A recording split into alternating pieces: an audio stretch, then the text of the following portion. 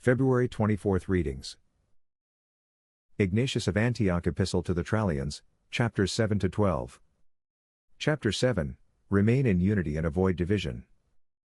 Be on your guard against those who cause division. This will be so if you remain humble and united with Jesus Christ our God, with the bishop, and with the teachings of the apostles.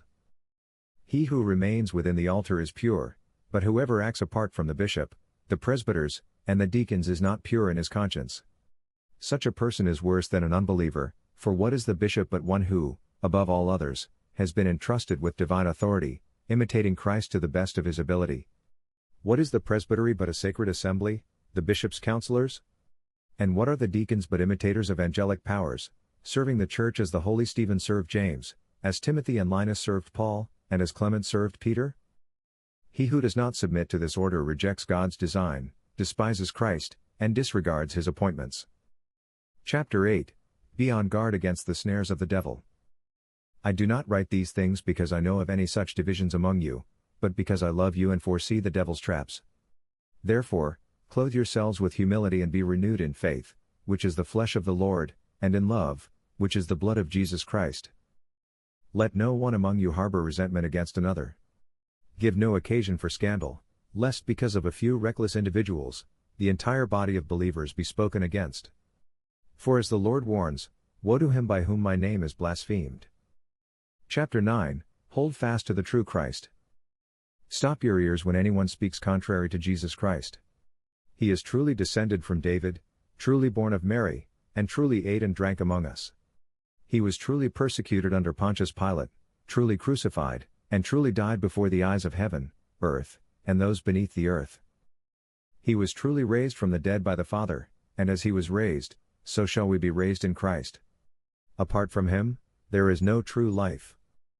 Chapter 10, The reality of Christ's passion.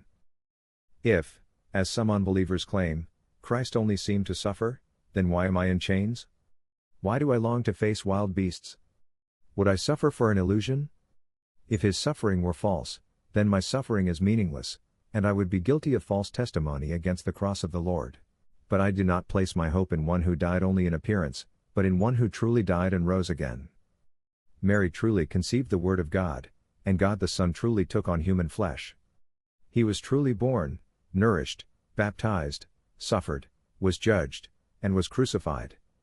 He truly died and was buried, and after 3 days, he rose again, fulfilling the Scriptures. Arise, O God, and judge the earth, for you shall inherit the nations. Through him, the Father will also raise us up. Chapter 11, Reject the false teachers. Flee from those who corrupt the truth, for their teachings are like poisoned fruit, whoever eats of them perishes. If they were planted by the Father, they would bear the fruit of the cross, but instead, they deny Christ's suffering and reject the salvation he accomplished. Christ invites us to share in his immortality through his passion and resurrection. Therefore, have nothing to do with those who distort the truth, for they do the work of the evil one, seeking to destroy the faith. Chapter 12, Continue in unity and love. I greet you from Smyrna, along with the churches gathered here, who have refreshed me both in body and spirit. My chains, which I bear for Jesus Christ, urge you to remain in harmony and prayer. Let the presbyters refresh the bishop, to the glory of the Father, Son, and apostles. I ask you to hear me in love, lest my words testify against you. Pray for me, that I may not be found unworthy of the destiny prepared for me, and that I may reach my final goal in Christ. Augustine of Hippo. Confessions, Book 4, Chapter 8. The healing power of time. Time neither stands still nor passes by without effect. It works mysterious changes upon the soul. Day by day, as time came and went, it carried away the sharpness of my grief, replacing it with new thoughts and memories.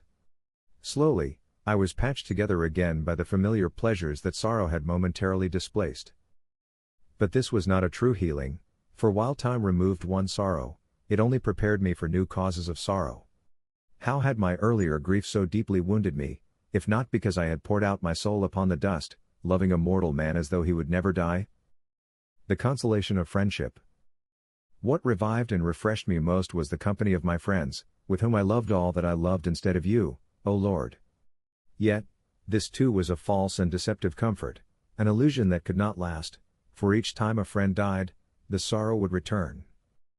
However, in them, there was more than just the shadow of loss, there was the joy of companionship, the delight of shared experiences, conversations and laughter, the exchange of kindness, reading together, engaging in both play and serious discussion, occasionally disagreeing, but always reconciling. Even our rare disagreements seemed only to make our agreements more meaningful.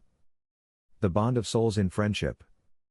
We taught and learned from one another, we longed for the absent and rejoiced at their return. The words, expressions, gestures, and countless small affections of those who loved and were loved in return knit our souls together, binding many hearts into one. Yet, despite this great affection, it was still an imperfect love, for it was not grounded in you, O Lord, who alone can bind hearts in true and lasting joy. Thomas Aquinas. Summa Theologica, Part 1, Question 30, Article 2. Question: whether the name Trinity is an essential name or a personal name in God? Objection. It seems that Trinity is an essential name rather than a personal name in God. For every name that signifies a plurality in God must refer to his essence, since God's unity is absolute. But Trinity signifies a plurality, three persons. Therefore, it would seem that Trinity refers to God's essence rather than his persons. Responsio. It must be said that the name Trinity does not signify God's essence directly, but rather the number of persons within the one divine essence. Unlike names such as God or the Almighty, which refer to the divine nature itself, the term Trinity designates the three persons as they exist in relation to one another, Father, Son, and Holy Spirit. This name is, therefore, a personal name, not an essential one, because it does not refer to the divine essence as such, but rather to the threefold distinction of persons within the one essence. It expresses the truth that God is one in nature, but three in persons. Moreover, while the name Trinity does not signify one person individually, it does signify the three persons collectively. Thus, it is a personal name taken in a relational sense, not an essential name that describes the divine nature in itself.